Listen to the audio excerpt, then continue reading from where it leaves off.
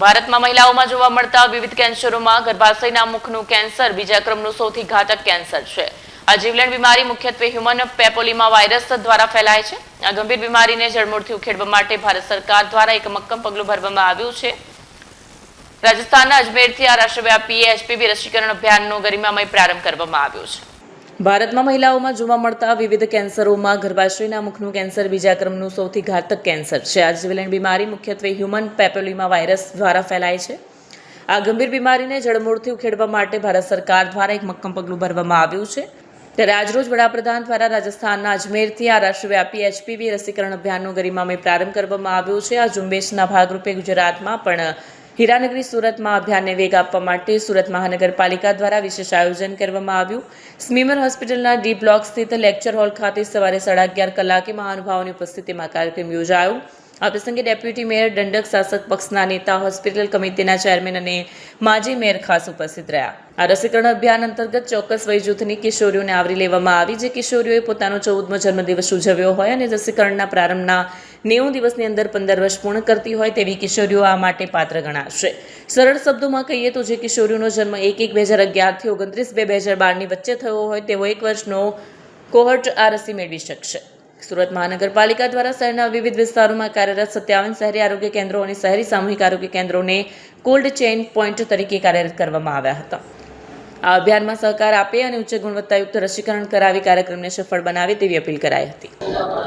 આજે વૈશ્વિક નેતા દેશના યશસ્વી વડાપ્રધાન નરેન્દ્ર મોદીજી દ્વારા પૂરા ભારત દેશની દીકરીની ચિંતા કરતા દેશમાં વધતું કેન્સરનું પ્રમાણને અટકાવવા માટે એક એચપીવી વેક્સિનનું લોન્ચિંગ કરવામાં આવે છે અને દેશની દીકરીઓની, બહેનોની ભવિષ્યમાં કોઈ દિવસ કેન્સર ન થાય એની ચિંતા કરી આજે દેશના દીકરીઓની ભવિષ્ય માટે એક વેક્સિન એચપીવી વેક્સિનની લોન્ચિંગ કરી અને આવતીકાલથી આ તમામ સેન્ટરોમાં 9 વર્ષથી 15 વર્ષની દીકરી સુધીના તમામ દીકરીઓ માટે આજે વેક્સિનેશનનો કાર્યક્રમ શરૂ કરવામાં આવ્યો છે। એટલા માટે હું વૈશ્વિક નેતા નરેન્દ્ર મોદીજી એમનો ખૂબ ખૂબ આભાર વ્યક્ત કરું છું અને મારે તમામ સુરતવાસીઓને દીકરીઓને વિનંતી કરું છું કે આપણે પોતાની સુરક્ષા કરવા માટે આપણે નરેન્દ્ર મોદીજી એમના દ્વારા આપણી સરકાર દ્વારા વિનામૂલ્યે વેક્સિનેશનનું કેમ્પનું આયોજન કરવામાં આવશે। ત્યાં જઈને આપણે પોતાનું વેક્સિનેશન લઈ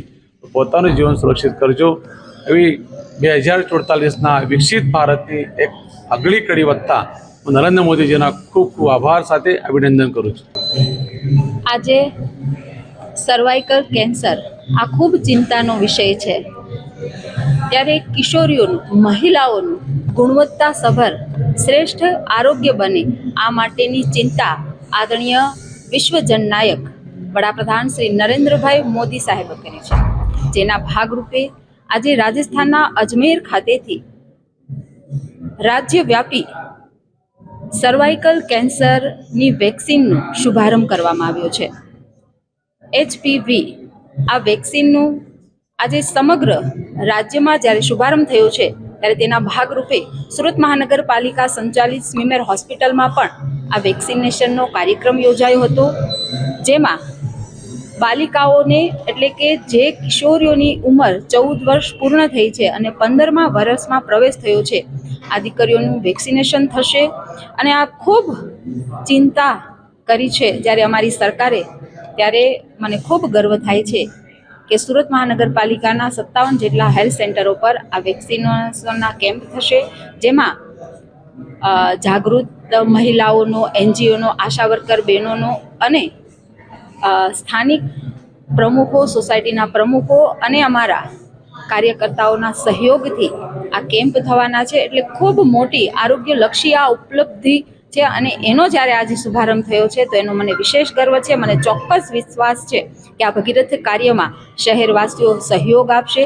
ત્યારે હું આપ સર્વ શહેરવાસીઓને પણ, મારા સુરતીઓને પણ અપીલ કરું છું કે આ સર્વાઇકલ કેન્સરની વેક્સિન દીકરીઓને અપાવીએ અને આ ભગીરથ કાર્યમાં આપ બધા જ સહયોગી બનો એવી અપીલ સાથે જય દ્વારકાધીશ।